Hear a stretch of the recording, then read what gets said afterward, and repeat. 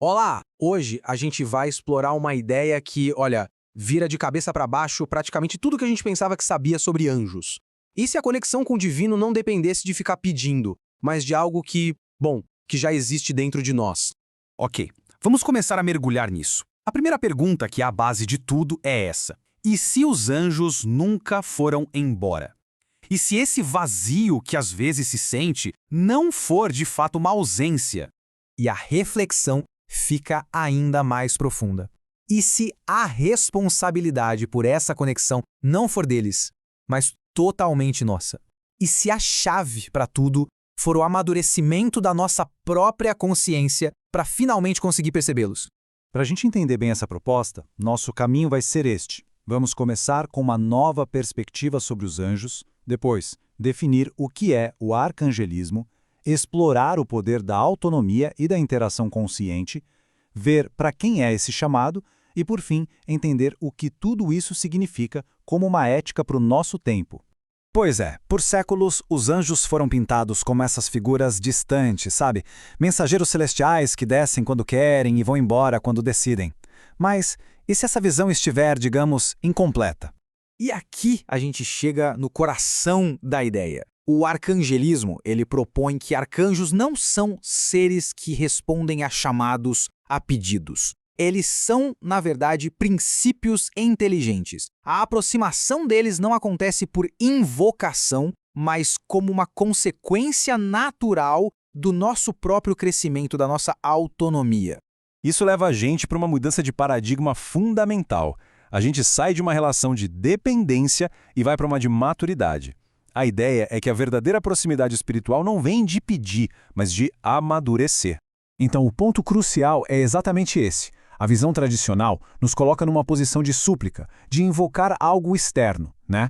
Já a nova visão, a que o arcangelismo propõe, sugere que essa proximidade é uma consequência natural da nossa própria organização interna.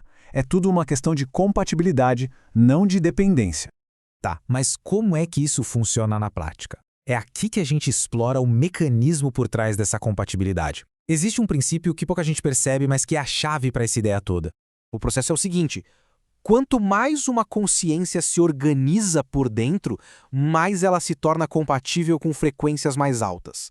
E quanto mais compatível ela fica, mais próxima ela chega das inteligências que organizam o próprio universo. É uma consequência, não é um pedido atendido.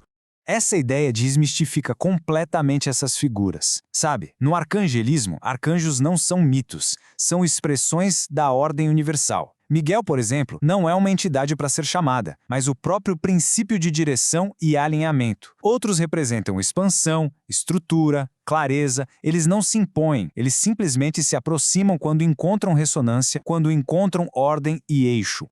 Isso nos leva a um ponto essencial. A autonomia espiritual é em si mesma proteção. Pensa só, uma consciência que não entende de energia é muito fácil de manipular, por crenças, pelo medo, por líderes, por sistemas, mas uma consciência que compreende como o seu próprio campo funciona, essa não é conduzida, não. Ela escolhe.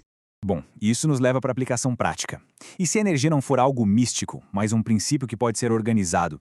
E se existirem forças no universo que podem ser acessadas, não por superstição, mas por estrutura? No arcangelismo, isso tem um nome: teurgia consciente. E é muito importante entender, não se trata de controlar o invisível de jeito nenhum. Se trata de aprender a interagir com ele, mas com responsabilidade. É sobre organizar o seu ambiente energético, alinhar sua intenção com a sua ação e estruturar o seu campo de um jeito que a desordem de fora simplesmente perca a força. E aqui tem uma conclusão fundamental sobre essa prática toda. O objetivo não é ser levado emocionalmente por qualquer coisa que aconteça. A meta é perceber que a verdadeira espiritualidade não é um jeito de fugir da realidade, mas sim de alcançar uma lucidez muito maior dentro dela. Mas atenção, o arcangelismo não é para uma curiosidade passageira. É para quem sente um chamado mais fundo, para quem já está num caminho de despertar.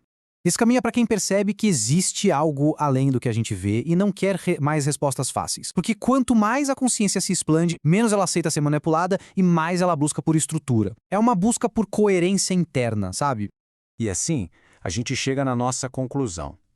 Talvez os anjos nunca tenham partido de verdade. Talvez eles estejam só esperando a gente parar de pedir e começar a se organizar por dentro. A grande virada de chave é essa. O verdadeiro poder espiritual não está naquela atitude passiva, de ficar suplicando por uma intervenção que venha de fora. O poder, ele está em aprender a trabalhar de forma ativa com as energias que já estão aí disponíveis no universo, sob a regência das inteligências que o estruturam.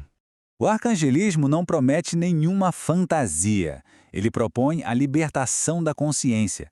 E como a gente sabe, toda liberdade exige maturidade, exige responsabilidade. Para quem sente ressonância com essa ideia, talvez não seja coincidência. Talvez seja compatibilidade. E talvez, essa história não esteja de fato começando agora. Talvez ela esteja só sendo lembrada de um lugar muito, muito profundo. Arcangelismo, uma ética espiritual para o novo milênio.